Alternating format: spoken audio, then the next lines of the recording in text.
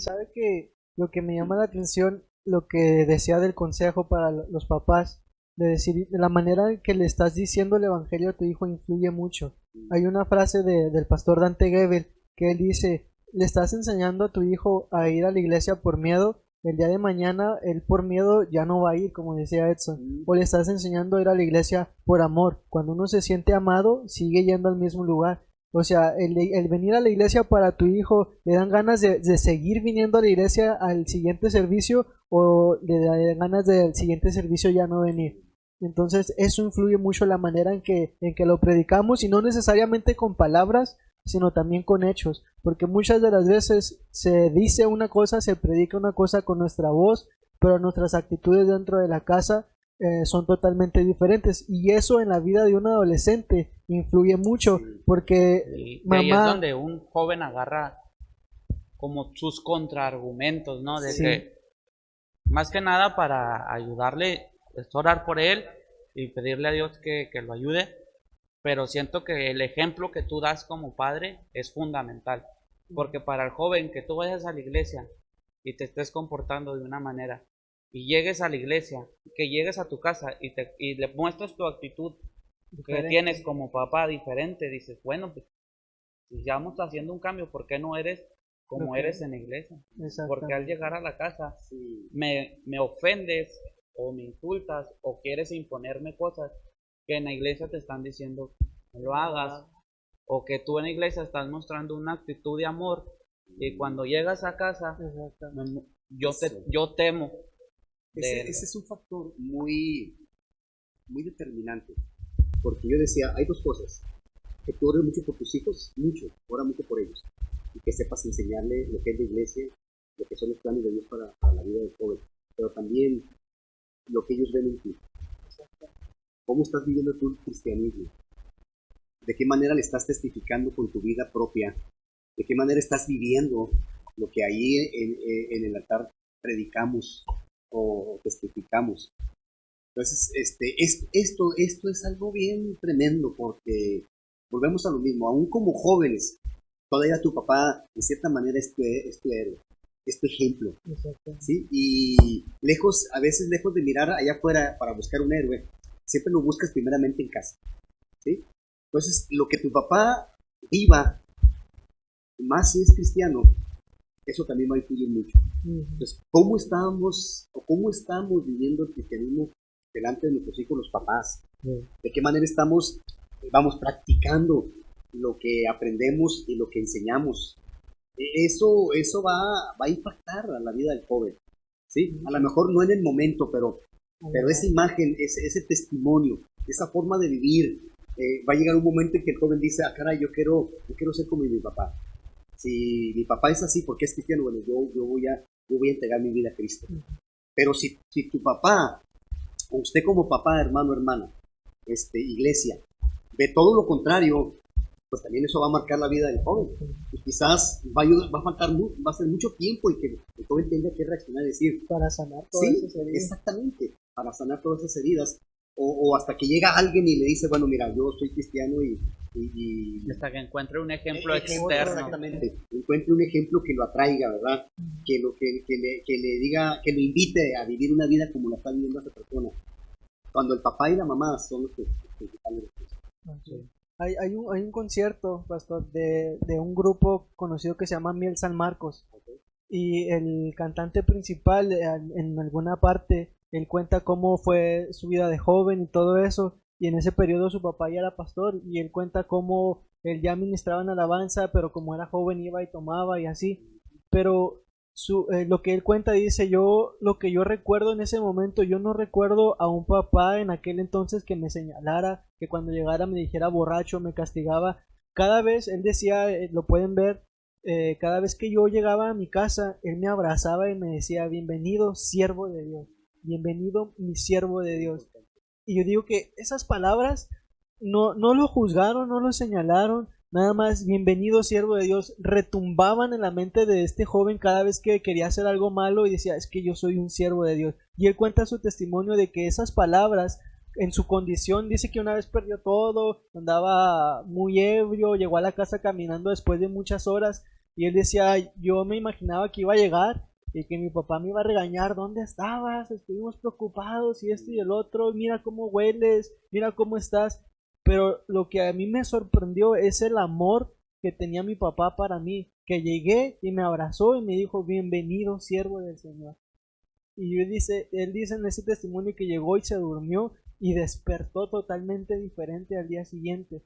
Entonces, la importancia de amar a nuestros jóvenes sobre todas las cosas, que no importa en la condición que estén, no estoy diciendo que esté bien o que esté mal la condición en lo que tus hijos o hijas están en este momento, pero yo digo que más allá de querer cambiarlo a la fuerza, a cinturonazos o como quieras cambiarlo, yo digo que lo vas a cambiar más amándolo. Saca más de onda, o Sí. sea, te hace más shock que tú estés esperando, como este joven decía, yo estaba esperando llegar y que mi papá me pegara o algo, y que llegaras a la defensiva y que de repente, paz, un abrazo Ese es la clave, ¿no? Que el joven siempre va a estar a la a la defensiva. defensiva, el de que mi papá me va a decir esto, mira, yo lo voy a responder con esto.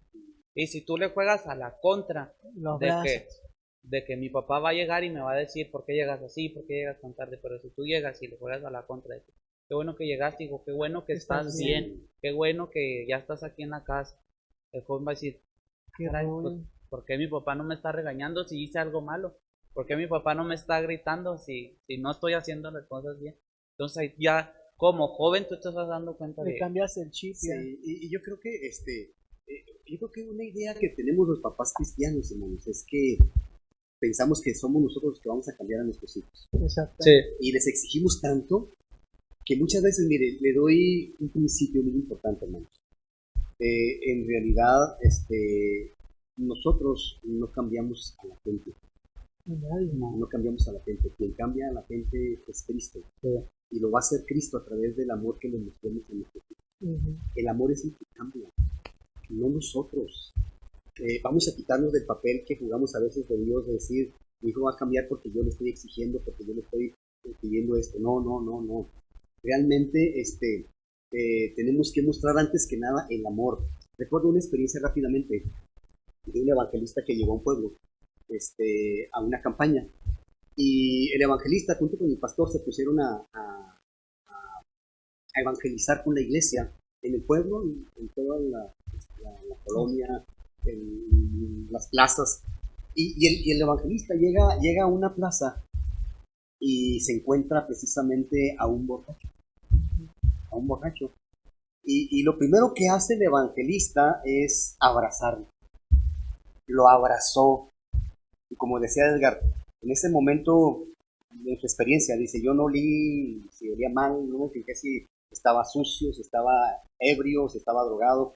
Yo lo único que dice Edgar, yo lo abracé. Entonces, este evangelista llega y lo abrazó, no lo evangelizó, nomás lo abrazó y le hizo una invitación, le dice, lo vamos a invitar en la iglesia fulana, ahí vamos a estar predicando la palabra de Dios, lo esperamos mañana. ¿Sí? Cuando el evangelista llega el servicio, el evangelista está predicando y de repente ve que llega un hombre cambiado, un hombre bañado y todo, y se sentó en la banca, a escuchar el mensaje de la palabra de Dios.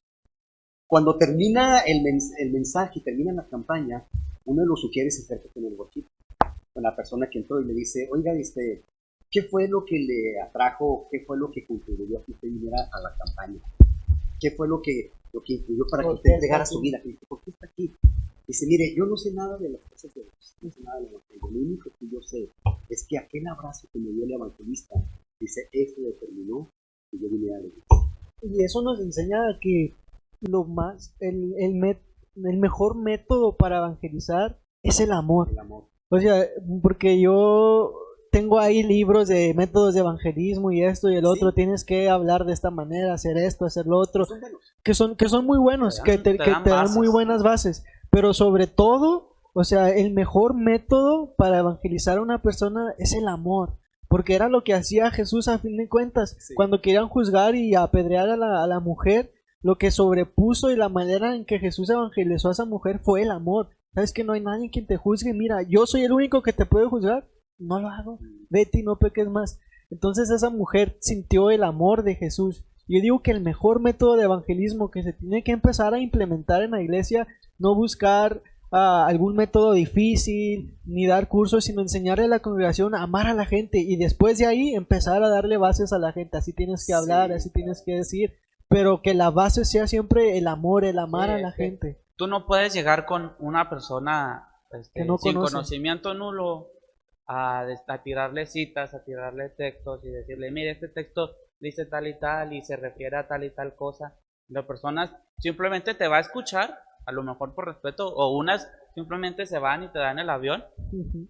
No puedes llegar a la gente sin conocimiento así directo, sino tienes que llegar y mostrarle una persona amable para que ellos vean, mira, yo voy a la iglesia porque yo siento bien, me Siento que siento me querido, amaron. no me siento juzgado, y muchas veces siento que actualmente lo que pasa es que como las generaciones ahorita y el mundo entró en una etapa muy fea, ¿va? Cosas muy feas, y la iglesia, muchas iglesias y muchas personas entraron en modo pánico, Sí. modo pánico. Entonces su manera de que sienten que se les está acabando el tiempo y en vez para querer hacer las cosas rápidas es aventarlo directo y con miedo. Hermano, acérquese porque ya se va a acabar y se va a ir al infierno. Hermano, venga porque mire, ya estamos así de que venga Cristo y aquí se va a quedar. Y así. Y se nos olvida, con este pánico se nos olvida el amor. El amor de que, ay, ese joven tatuado, te tatuaste, te vas a ir al infierno. Sino de, mira joven, bienvenido, siéntate. Sí. No importa cómo vengas, no importa cómo estás vestido, no importa si eres alcohólico, por algo Dios te trajo, así en la condición en la que te trajo, sea Por- como sea que hayas venido, por algo te trajo, y por Bienvenido algo te seas. trajo Claro. en esa condición, porque a mí me llegó a pasar que yo vi que se acercó una persona alcohólica a una iglesia en la que yo iba, y lo que hicieron fue, para no molestar a la congregación, que ya era firme, lo que hicieron fue sentarlo hasta atrás. Entonces, el señor de poco tiempo se paró y se fue. Yo me imagino que él Sintió como sintió ese rechazo. rechazo que siente todos los días y dice, bueno, pues aquí tampoco soy querido. Entonces, para no molestar a la gente, me voy. Muchas veces eso es lo que aleja a la gente, el que te juzguen o el que te Sí. señalen, así. Siento que la iglesia, no todas, pero muchas, se enfocan en dar un mensaje ya a la gente que está.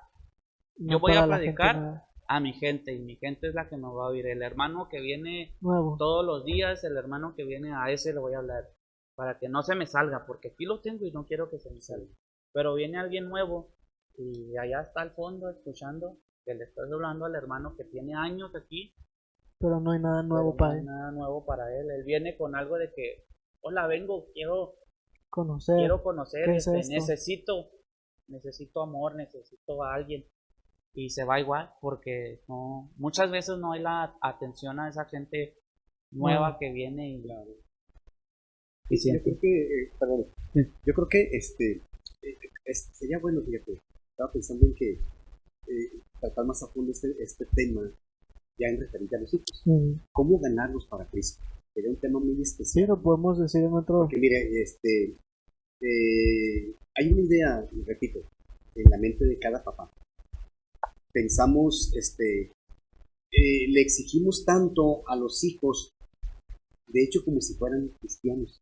Exactamente. Ese es un punto bien, bien clave, hermanos. Queremos exigirle a un hijo que no es cristiano como si fuera cristiano. Que tú no debes de hacer esto, no debes de hacer aquello. Y sí es cierto, hay cosas que los jóvenes hacen que no son correctas, que es pecado. Pero yo creo que tenemos que ponernos en su condición. Empatía. Sí, porque yo también hacía lo mismo antes de ser cristiano. Y yo no era cristiano.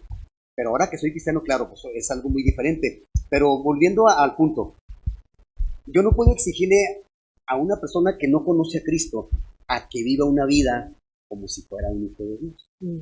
Pues ese es un problema que ha causado tanto choque, conflicto entre papás y hijos, en que queremos ver a nuestros hijos o queremos pedirle las mismas exigencias que nosotros tenemos ya como creyentes, porque a nosotros sí nos exige la Biblia, ¿verdad? Que tenemos que vivir una vida en santidad, que tenemos que ser justos, que tenemos que ser íntegros. Entonces, esas cosas queremos aplicar a los hijos y ahí es donde entra la rebeldía y inclusive la frustración, porque el hijo dice, caray, bueno, pues tengo que hacer esto, Pero resulta que el hijo no lo puede hacer porque no tiene el Espíritu Santo, porque no tiene las armas espirituales para vencer aquello. Sí, y ahí es algo bien tremendo. Yo caí en esa situación y se lo digo por experiencia. Mi papá me exigía vivir una vida como si yo fuera un hijo de Dios, cuando no lo era. Como si usted ya llevara años en Sí, el Evangelio. que claro, son cosas buenas, no dudo que eran cosas que que me pedían que hiciera, que eran correctas y que eran sanas para mi vida, pero yo no tenía la naturaleza espiritual para enfrentarlas y para cambiarlas y entenderlas. Entonces, yo creo que allí a lo mejor más adelante un tema precisamente cómo tratar a nuestros hijos que no son cristianos. Es que muchas veces el papá cristiano, y más en los que están empezando, por el que dirán, quieren cambiar el hijo rápido. Si tú empezaste primero y tu hijo todavía no, y va a venir un hermano de visita, hey, no hagas esto porque va a venir el hermano. Hey, cámbiate esa camisa o quita tus canciones feas porque va a venir el hermano. Y muchas veces esa actitud de que espérate, tú empezaste ya, pero a mí yo ni siquiera entiendo qué es lo que hiciste, a quién te entregaste, o sea, yo ni siquiera sé qué es lo que haces y ya me estás exigiendo como si yo ya supiera tus creencias, como si yo ya tuviera tus bases. Yo no las tengo. Dame chance. Y más que nada tener paciencia, porque entramos en el mismo tema de que está esta tendencia a predicar con miedo, y ese miedo también se lo predican a los papás. Entonces muchos de los papás empezaron a creer ya grandes por miedo, de decir, ok, ya se me está acabando el tiempo, va a venir Cristo, ¿qué va a hacer de mí? ¿Y dónde me voy a ir? Y entran al evangelio por miedo. Entonces ese mismo miedo se lo quieren inculcar a los hijos, de decir, hey mijo, ya no queda tiempo, rápido, y acepta al Señor ya, ahora es el tiempo, y así. Pero se nos olvida que ellos, dentro de lo que cabe, ya están en la promesa que Dios te dio, de decir, serás salvo tú y toda tu casa. Entonces, más que nada es ser paciente, saber amar a tu hijo en la condición en la que está, ser paciente, orar por ellos y amarlos, estén haciendo lo que están haciendo, y poco a poco tú vas a ir viendo cómo tu hijo va a ir cambiando, porque él está dentro de la promesa de que va a ser salvo, va a ser salvo. Y esto va para las mamás que tienen hijos que dicen, ¿hasta cuándo mi hijo va a venir? Mi hijo iba a la iglesia cuando era niño, pero se alejó. Déjame decirte que tu hijo, tu hija está en la promesa, y si ahorita no está en la iglesia, si ahorita no se está congregando, yo estoy por seguro que lo estará algún día. Solamente sigue orando por él, sigue amándolo, y tú lo verás en la iglesia en la que te congregas algún día, y lo verás rendido ante los pies de Cristo, porque ahí es el plan de Dios, ahí es donde Dios lo va a llevar en algún momento. Es que muchas veces el joven toma el pensamiento del antagonista del padre. Si mi papá es así, yo voy a hacer lo opuesto a mi papá. ¿Por qué? Por pura rebeldía. A veces ni siquiera tienes un motivo del por qué ser así, solo por llevarle la contraria a tu papá. Si tu papá te dice, no hagas esto porque te vas a caer, yo lo voy a hacer porque mi papá me dijo que no lo hiciera. Y a veces es, no sé si típico de todos los jóvenes o es algo típico de la juventud, de que porque mis papás, específicamente porque mi papá me dijo que no lo hiciera, es lo que voy a hacer. Y porque sé que esto molesta a mi papá, lo voy a hacer. El joven siempre es la contraparte esa del papá. Y el joven siempre ve cómo defender su punto. Y más actualmente en esta generación que estamos viviendo, el joven busca defender su punto y defender sus bases. De que si tu mamá te dice, hijo, no hagas esto, mira mamá, yo hago esto porque esto y esto. O sea, ahorita ya el joven está tan informado de cualquier tema, del tema que tú le pongas, el joven se puede informar en tan solo un minuto. Y se puede defender tan fácilmente. Entonces no le puedes jugar tú a un joven de la generación actual al tú por tú, de que estás mal por esto, porque él siempre te va a tener un contraataque. Pero si tú le juegas a ese joven con amor y mira, hijo, estás bien, qué bueno, y síguele adelante, yo creo en ti, hijo, yo creo que va a haber un cambio en ti. Entonces ese joven como que va a sentir ese amor de su papá, y sí va a sentir ese de que tal vez sí la estoy regando, tal vez sí estoy haciendo mal, y a lo mejor tarde o temprano ese joven va a abrir los ojos de amor que le dio su padre. ¿Sabes a qué me recuerda esto? A lo mejor el pastor no ha visto esta película, pero hay una película de superhéroes donde sale Hulk y sale una mujer que se llama la Viuda Negra, que es una superhéroe también. Y Hulk todos lo conocen, es un personaje agresivo que destruye cosas y esto y el otro, pero llega un momento en que ya no quieren a ese personaje, de que ya destruyó mucho, ya queremos a la persona normal. Entonces no hay manera de calmarlo y él siempre está a la defensiva y esto y el otro, y todos lo quieren calmar bombardeándolo, golpeándolo para a golpes cambiarlo otra vez a su normalidad. Pero está este personaje que se llama la Viuda Negra, que dice, ¿por qué todos lo atacan? Si lo quiere cambiar a bueno, abrácenlo, tranquilícenlo. Y entonces este personaje, la Viuda Negra, en vez de bombardearlo o golpearlo o algo, llega y le pone la mano y toca la mano y como que entra en shock y cambia la normalidad. Digo, entonces, así como parafraseándolo un poquito, haciendo una metáfora, es más o menos lo que tenemos que hacer con nuestros jóvenes. Ahorita ellos andan destruyendo y como Hulk de aquí para allá, de aquí para allá. El joven Entonces, ahorita es defensivo.